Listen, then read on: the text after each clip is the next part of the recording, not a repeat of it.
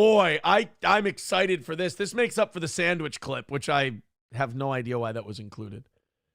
He describes gaslighting before segueing into how he never tried to make people distrust their lying eyes and ears. This is a Rekieta staple to the point where it's become boring. Say something and then say you never said the thing. And then act like it worked to trick people, as we just all look at each other going, is he retarded? Like, is this the dumbest guy on earth? It might be. There's a possibility. There's something about the arrogance of intelligence when none has been presented that is really strange to observe. Let's go to this super chat then and see what he says about, why are you reading the stuff about the white shit on your nose? God, that is some greasy ass hair. All right. Vaz Kalma says, we all saw the meltdown stream, big guy. You had white powder all over your nose. Continuing to gaslight everyone is why everyone hates you now. Kevin. In fairness, that's not why I hate him. I don't hate him, by the way. I don't. I really don't. I see him as a really sad cautionary tale. In many ways, I really don't hate Nick. I know his lawyer said yesterday in court, he talked about me for a little while, which, I know that the lawyer said, well, they just plain don't like each other. I actually quite the opposite. I have to be thankful. And I wouldn't have said this 4 months ago, but I'm thankful that I met Nick Rekieta. In him, I saw a lot of what I never want to be. And I saw the boundary lines of decency, humanity, sociopathy, narcissism. I saw it all. And in a way, it can guide my behavior to this day. I can see, if I see myself doing something, and I don't really do this anymore. I'm happy to say that, like, going through this experience with all of them and looking internally, once I stopped blaming them for everything and I started looking internally, and there was therapy and there was Al-Anon and there were all these other things. And I really did just go, I can't control what they are. That's where I got the mantra of, if they get better, it doesn't hurt me. If they get worse, it doesn't hurt me. So why not root for them to get better? But it doesn't matter if they do, because what these people do and what these people think, they're allowed. I can only focus on how I feel, how I react, what I do, and what my mind and my body are telling me. And so as far as not liking him, no, I don't dislike him. I don't hate him. I nothing him. What I don't like is, and what my kind of crusade has been, it's not difficult to take responsibility for your actions. And I'll be goddamned if I'm going to be the only one who does. I'm going to hold myself and others accountable for what we've done. And if they would hold themselves accountable, believe me, I'd have no involvement with any of this. There would have been guilty pleas. It would have been over with, and everyone would have moved on with their lives and tried to get clean and happy. But when you continue to lie and you continue to obfuscate and you continue to deny people's realities, it tends to frustrate people a little bit from time to time. Gaslit anyone. That's the weird thing. People keep saying I'm making claims about one thing or another, but I'm not making any claims about anything. Yep. Nick, we have the commonality of language. We know what words mean and we know what intentions are. Nick, you hint at shit. Number one, you have called Alicia Sweep and Detective Pomplin liars. They are not liars.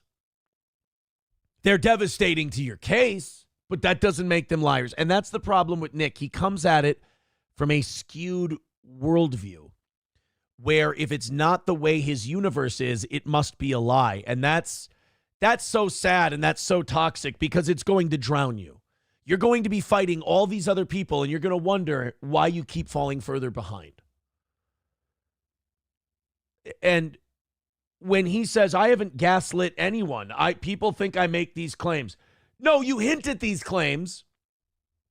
And then when people call you out for hinting at those claims, you go, what? I never said that. You are the most toxic woman in any relationship I've ever been in. You are someone who goes, well, you know, they lie all the time and you never know what people can bring into your house. And you never, like, even Chrissy Mayer picked up on it. She's like, you're saying somebody planted this in your house? I never said that. But you did. You just don't have the stones to come out and say it. So you hint at it and you keep your plausible deniability. I got bad news for you. I know you're trying to do lawyer tricks. You're not that good. Like, look at him denying this or admitting that or saying it's this. I'm not actually doing any of that. So wait a minute. Is anyone catching this, or am I wrong? In his description and denial of gaslighting, is he gaslighting everybody? This is crazy. This should be taught in like psychology classes. Nick Rekieta should be a case study for mental health.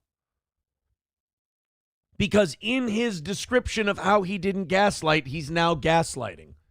You didn't see or hear what you saw or heard. I didn't do that thing that I did.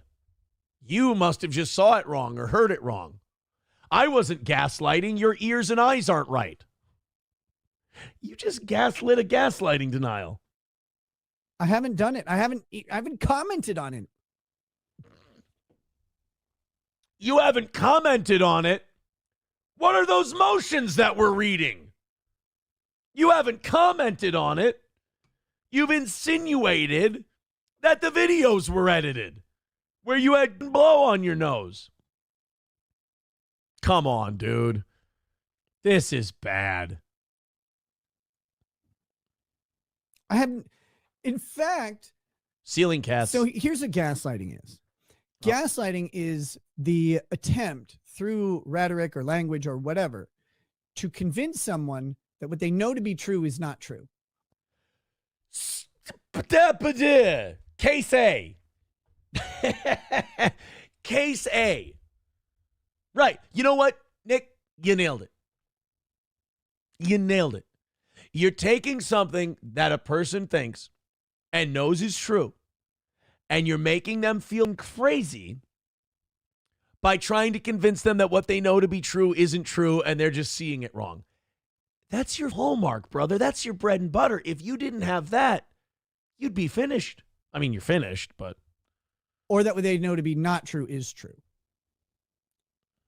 Okay?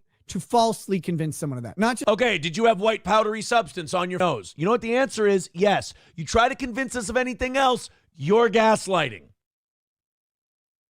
Were you inebriated on that stream? Yes, you were. Anything else you try to tell us is gaslighting. Are you guilty of having an ounce of coke in your house? I've been there. You are. You've had way more than that in your house at one time. You're lucky that they caught you while you guys were in the middle of some hoovering sessions. I know it's true. I know it all.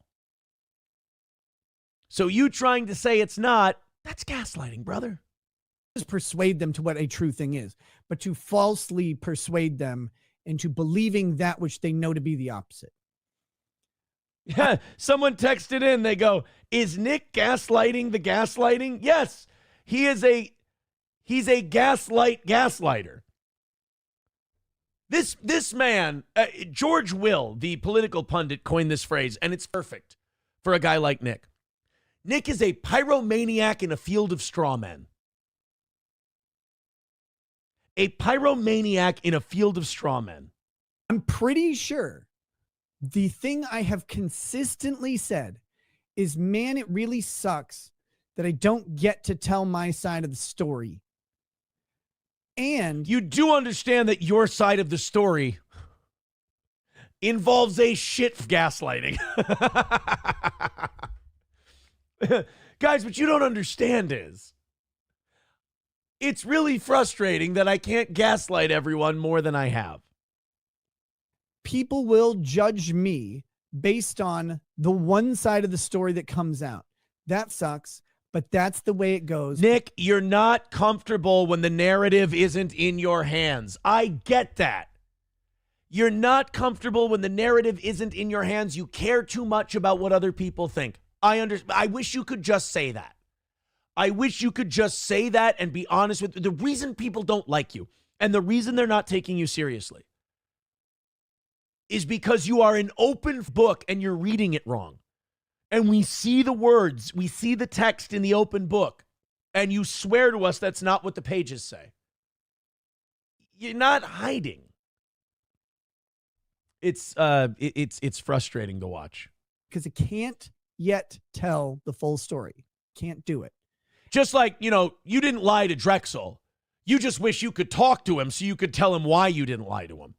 You know why Drexel doesn't want to talk to you? Because he knows you're going to put his head and give him bullshit. He knows you well enough.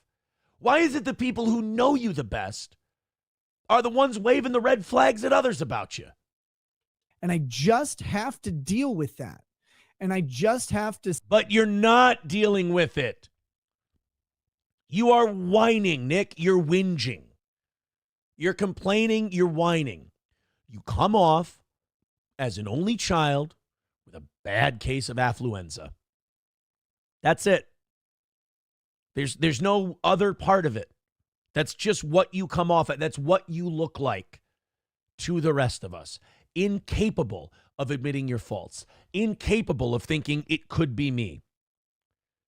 Hey, Nick, when we were all together and there was all this drama and everything was always up and who's doing this and who's doing that, I did a lot of things wrong. I realized I don't know how to talk to addicts because I never tried to understand how you guys felt. I just knew that it hurt so much to watch people get in these drug stupors and fight and yell at people and make accusations and try to, play manipulative games with each other. I didn't, and instead of me yelling and screaming about quit doing coke and enough with the drugs and you're coming home late and I'm getting these kids in myself and it's horseshit, I was angry. I was mad at what people were doing. Instead of me talking to those people and go, why are you doing that? Like, what is it that's happening that makes this the thing you like to do? I understand you like this thing. I understand you enjoy this. It's fun for you. I'd like to know why, because I'm concerned. But maybe my concerns will be assuaged if I can understand how you feel about this and why you're going this way. That was my mistake. I also realized I don't want to know the answer to that question. I just want to leave. I just want to be away from all of it. I don't want to be involved with it anymore. I realized my shortcomings and what I wasn't able to handle and what I couldn't deal with, and I separated myself from it. You have to be able to admit your own shortcomings or none of this shit is ever going to get better. I led myself and my wife into a situation wrought with peril. I have to take partial responsibility for that happening. I could have steered us away from that. I didn't. I thought I would really enjoy what I was going to do. And by the time I realized I wasn't, I couldn't figure out how to dig myself out. Until, finally, enough of the things that are important to me in life took priority. And I will admit later than I would have liked to think a guy like me would have noticed. These are the things we have to do if we're going to improve. Nick, you're trying to get away with something. The rest of us are trying to tell you to get better. Do you understand the difference? You're trying to get away with something so you can go back to how you used to be. We're trying to tell you that's not sustainable. Continue on. The gaslighting of the gaslighting. There and suck it up and realize that some people are going to take a negative impression. And I probably, for many people, will never be able to convince them, even if I show them proof, which I will at some point here. With that coke on your nose? That what they believed about a situation is wrong. Listen to everything he's saying. Everything is everybody else. Everybody else thinks that. Everybody else thinks this. Everybody else this. Everybody else that. What about you? How do you feel? Where are you at? What have you done to make people feel this way, right, wrong, or indifferent? There's no improvement if you don't, even if you feel like you were wronged. There has to be some part of you that understands how you got to that point and what part you played in getting there. Even if I show them proof, they still won't take it. I have to What's your proof? Your 9-year-old tested positive for cocaine. You had a safe full of drugs.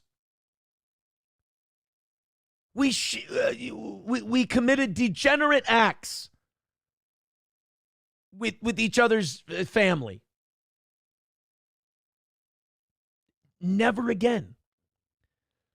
I can sit here before you telling you that I'm ashamed of what I did and that I will never put another partner through that. And going through this, I will have to explain this to partner. I mean, I have had to explain this to people. I will have to explain this to partners. And I will also have to talk about what I've done to not be that person anymore and what that taught me and how I never want to be that person ever again. And how terrible it is for a relationship and your psyche and your sense of self-worth and all of that shit. If you don't change, if you don't acknowledge things about yourself, if all you're going to do is point at the chat and point at the rest of the world and point at these people who left you, that's Hitler in the bunker, dude. That's just, you're just going down with the ship at that point.